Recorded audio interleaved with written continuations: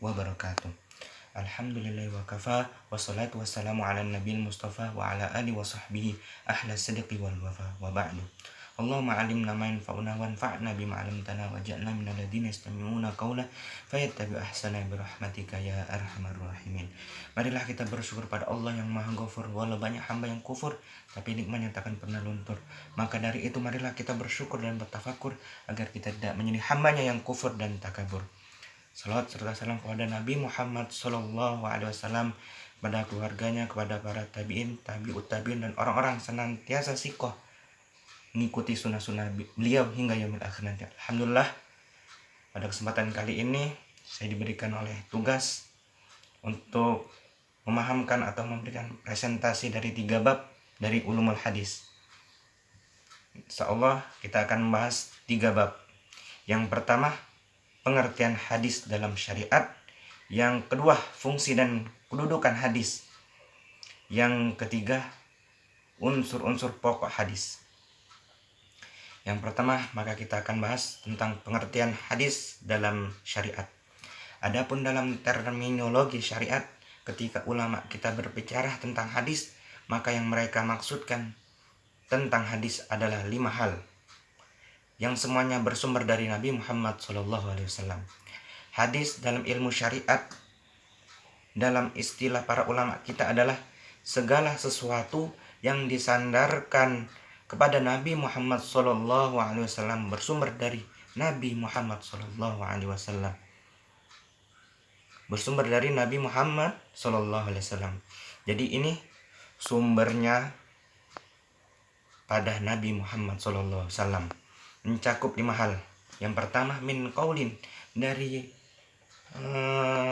perkataan beliau atau sabda beliau. Yang kedua, au fi'lin, atau perbuatan beliau yang diceritakan oleh salah seorang sahabat atau para beberapa sahabat. Yang ketiga, au takriri, atau diam menunggu beliau ini persetujuan beliau terhadap perkataan dan perbuatan yang dilakukan para sahabat, entah beliau hadir langsung atau tidak hadir, tapi sampai informasi sampai kepada beliau. Yang keempat, au waqtin khalqin, atau sifat jasmani Nabi Muhammad SAW. Nabi Muhammad SAW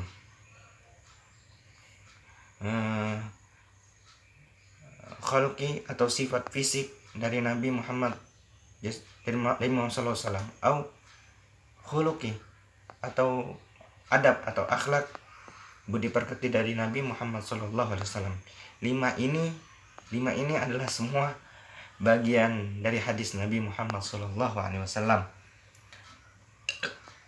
Yang poin kedua adalah fungsi dan kedudukan hadis. Dalam kedudukannya sebagai penjelas, hadis kadang memperluas hukum dalam Al-Quran.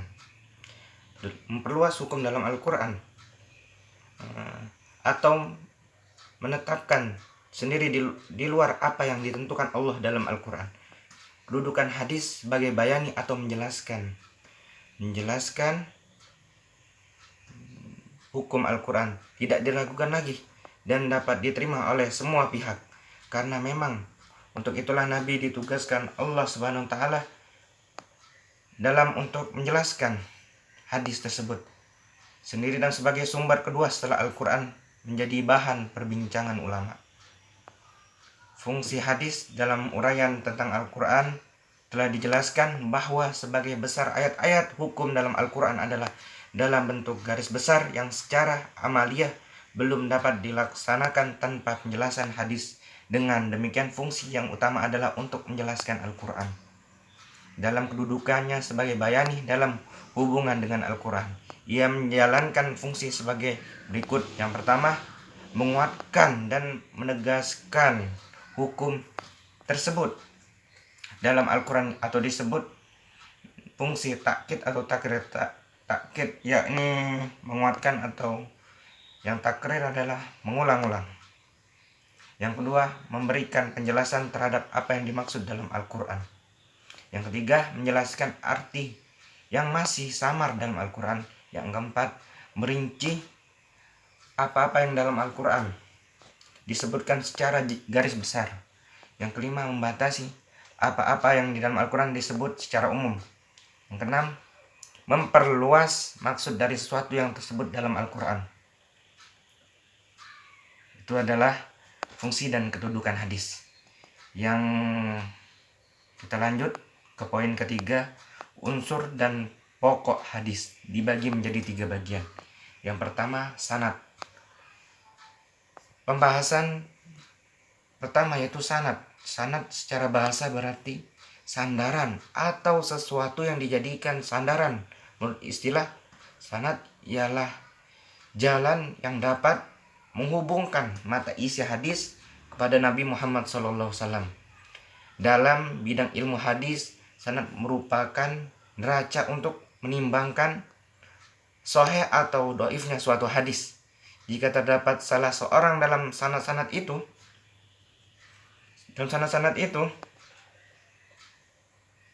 ada yang fasih atau tertuduh dusta, maka dhaiflah hadis itu hingga tidak dapat dijadikan hujah atau alasan untuk menetapkan suatu hukum.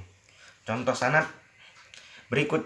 Contoh dalam hadis, dalam sebuah sanad ini biasanya terdapat nama-nama sahabat familiar di tengah kita, sahabat Abu Hurairah, Umar bin Khattab, bahkan istri beliau Aisyah. Hadis lain Ibnu Abbas, Anas bin Malik, itulah sahabat-sahabat yang familiar. Apabila di sebuah hadis ada perkataan an Abi Hurairah, an Aisyah, an Umar bin Khattab, maka disebut ya ini ya sebuah sanad. Ya seperti contoh kita mengaji, kita mencari sanad sebuah hafalan Al-Quran hingga sampai ke Rasulullah, ya begitu. Matan, kita lanjut ke matan. Secara bahasa, matan berarti tanah yang keras dan tinggi, sedangkan secara istilah adalah kalimat setelah berakhirnya sanad suatu hadis, dalam artian apabila rantai sanad telah disebutkan, maka setelah itu adalah matannya, atau dengan kata lain, matan adalah redaksi hadis tersebut. Hadis itu sendiri, matannya itu adalah isi dari hadis tersebut. Contoh matan, innamal a'malu binniyat. Sesungguhnya amal segala sesuatu diawali dengan niat yang bagus. Nah, yang dimaksud matan, innamal a'malu binniyat, itu termasuk bagian dari matan. Maksud dari matan adalah isi redaksi dan menjelaskan yang dibahas dari matan tersebut, isi dari hadis tersebut, apa yang dimaksud dari hadis tersebut, apa yang dibahas. Yang ketiga, yaitu poin ketiga, rawi. Pengertian rawi menurut bahasa yaitu meriwayatkan, sedangkan menurut istilah rawi adalah orang-orang yang meriwayatkan hadis secara lisan maupun tulisan. Asalkan hadis didengar langsung dari gurunya, seorang perawi pun harus memiliki kecerdasan yang tinggi, suatu kejujuran harus memiliki kecerdasan tinggi, suatu kejujuran tidak akan mempengaruhi hadis yang disampaikan. Tidak semua orang bisa menjadi perawi hadis, tentu tidak ada banyak syarat. Tentunya ada banyak syarat yang harus dipenuhi untuk meriwayatkan hadis, karena nantinya hadis akan menjadi sebuah pedoman hidup umat muslim setelah Al-Quran. Syarat-syarat menjadi seorang perawi: yang pertama, adil. Yang kedua, muslim. Ketiga, balik. Keempat, berakal. Kelima, tidak berdosa besar. Yang keenam, tidak sering berbuat dosa kecil.